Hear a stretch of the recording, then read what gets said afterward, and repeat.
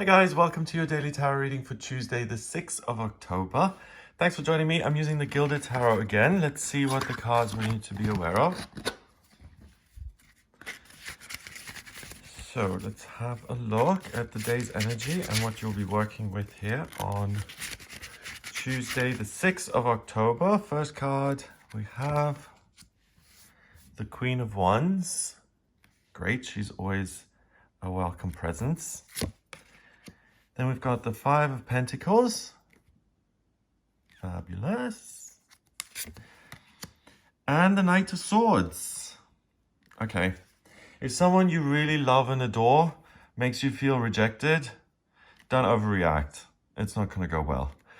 If you're feeling great and creative and someone comes along and makes your life difficult, wittingly or unwittingly, so either they drop off their kid and say, bye, take care of it, him or her, or you have to pay a bunch of money, or someone just complicates your life and you feel either this is an unfair hardship or I'm being rejected here. This is just, why me? Poor me. The results and the anger and what you may want to say as a result of what you're feeling and what you perceive to have gone through. Remember, this is stained glass window. It's not always as it seems. Then you may overreact. The Knight doesn't know when to put the sword down and when to just be nice and walk away. So the Queen of Wands, she knows how to deal with fire. She's a court card that's actually on the top of the heap, top of the pile. She's in charge of everything fire. And fire has to do with your life purpose and what you enjoy in life and what makes you feel alive. It's also your intuition and what your gut tells you life should be and what you ought to do with your life. If you end up as a famous opera singer, who told you to do that? Did you come from a family of opera singers, or did you just have an amazing passion for singing and that's the first and only thing you ever wanted from the year dot? So it's a very personal thing. It's waking up in the morning and saying, do you know what? I am so excited about this day because I get to be creative and I get to show the world what I'm made of and I really get to live life. The next card, Five of Pentacles, we do have this window. Usually it's outside a church. These two are thrown out in the snow and they have to kind of make their own way. So the institution says, no, we're not interested in you, the individual. You're going to have to make it by yourself. And obviously it's much harder to do everything for yourself, by yourself, than if you have a whole community behind you. So, you know, when they say it takes a village to write a book, yeah, well, if a whole village does it, it's not that difficult, is it? And if you write a book by yourself, which is, they used to do that in the olden days, I'm kidding, they still do that, it's a lot more difficult because it's your words, not the ghostwriters, and no one's checking and talking things over. It's just your stuff and what you believe to be right. The Queen of Wands, by the way, is a fabulous writer. She loves spinning stories and that's her passion, and she's able to create. The Queen of Wands is the woman who's artistic and creative and able to live her life in a way that's fun and enjoyable consistently. So she's able to bring the joy and the passion and the creativity in everyday life. So she knows how to weave that into her daily existence because it's her responsibility to do it. So in this deck, we've got, he looks like some sort of church warden to me. He's got a pouch of gold there and a hat. She's there with the child. It looks like you have to pay to get in. If you can't pay, then do one. It could also be, what are these things? So we've got a wall there, and we've got some things jutting out, and we've got something lying on these little things. I can't make out what that is. Can you? Looks like gold is just so abundant that they leave it lying around outside the stained glass window. So the point is that the community and the group of people is abundant, so institutions have all the power and you, the individual, has zero power. Then we also have the light being refracted through these lights and focusing and coming through in this one ray of light, and it seems like they have all the answers. They know what enlightenment is. So I have to join this religion or cult or group. Hey, wow, they go into it a lot more. I have to join this group to find a meaning of life, and I am not enough by myself. That's what every kind of negative force, anything kind of, those cults and really oppressive kind of religions, they're always going to try and give you that idea that you know nothing and they know everything, and that without them, you're not going to get anywhere. And that's not true. It's just not true. You are the source and center of everything. You don't need to know that cult ideology or a specific guru or spiritual leader, because the light doesn't shine through the institution, it shines through you and on you. What's interesting is if we turn this around, it's like an upside down pentacle. Usually the pentacles, they have the one side of the star at the top and then the 2 points at the bottom.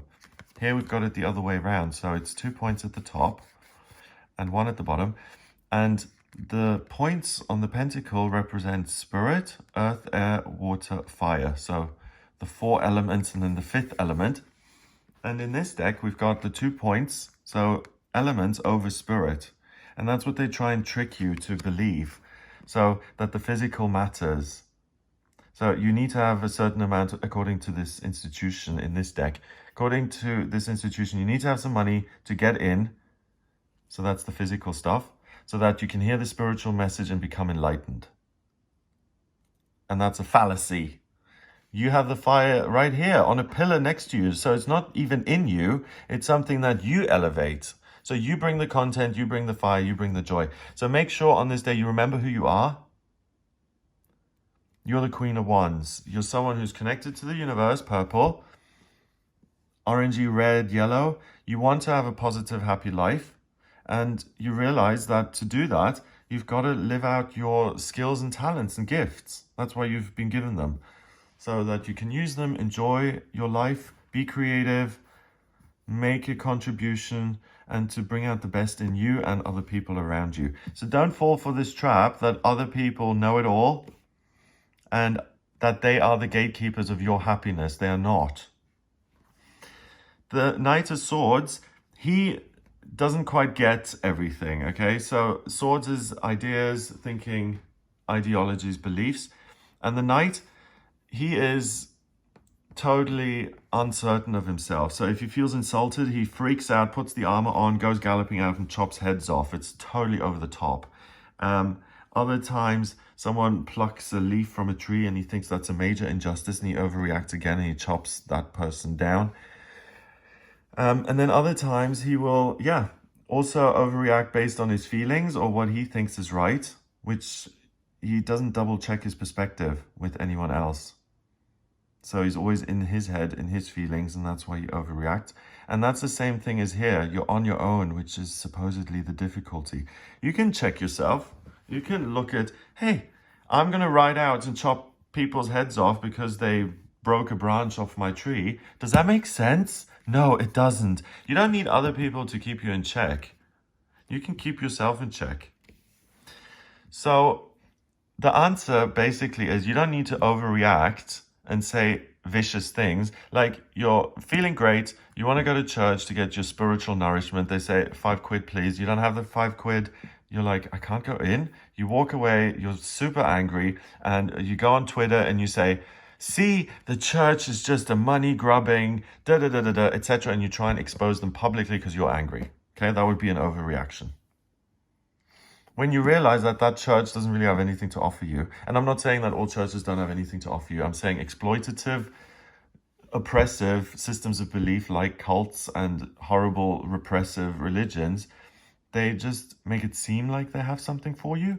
And today, if you realize that the fire, so the passion and the answers to life, they reside within you, and you can put them up on a pedestal, you have total access to them. That means that if someone overreacts or rejects you today or makes your life more difficult, unwittingly or wittingly, like I said earlier, so deliberately or not deliberately, you realize that you have everything you're ever going to need, so you don't really care as much. Oh, you insult me? Well, I know I'm the queen of the world, so your opinion is really irrelevant. Thank you very much. Genuinely irrelevant. And that means you learn something and you don't have to react.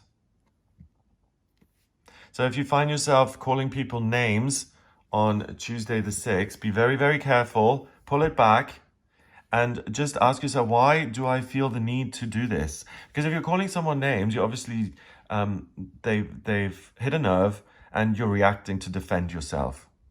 If there's nothing in it for you, if you don't want their approval, or you don't want them to change their mind, or you don't want them to agree with you, then you don't need to call anyone names or get into an argument or overreact. You don't need to, because you know you've got everything that you're ever going to need. And that's the truth today. You've got everything you are ever going to need.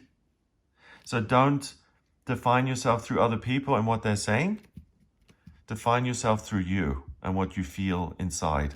Number-wise, chord card is 1 and 5 is 6. Another chord card, which is 1, is 7. 7 is the mind and creativity. So make sure you keep things positive and you realize that you're the security in your life. Spirit beats everything. You're the person in charge. Money, relationships, housing, and the future have no power over you. You have power over you. And as long as you keep things positive and realize that where the power is, you're going to have a great day. You're not going to need to react. If you don't do that and you're like, I'll let other people define what I see as true and right today, then they're going to try and do a number like this. You need to, give us something if you want to come and join us, and then we'll indoctrinate you. Then you kind of fall for that kind of thing and you end up with a whole nother set of problems. So then not only are you overreacting, but with the example I used, it's you don't just have an anger problem at the end of the day, then you also have a cult problem, okay? So you don't want to do that. So don't fall for this faulty notion today that other people have power over you. They don't. You always have a choice. And if you feel like you don't have a choice, and the only choice is, do I speak up or do I stay quiet? It's not going to serve you to demolish someone verbally, because you're not going to change their mind. You're just going to turn them against you. So the one thing you do have control over is your joy, your power, your sense of security, and build that today in practice. So if you want to call someone names, look at that and say, why am I so triggered? And how can I look at this differently?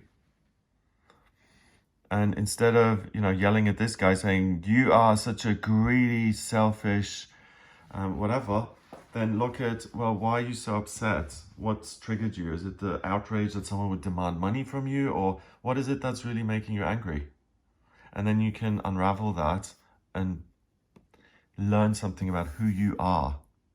And then you don't have to be triggered by it again in future. You're able to tick that box, done and dusted. So it's personal growth, big time. Have a lovely day. If you would like a personal reading with me, please get in touch via the website, gregoryscott.com. Click on the readings button on the front page to order your reading with me. If you like this video, then please give it a thumbs up, hit subscribe, and share the video online. Have an amazing day, and I'll speak to you tomorrow.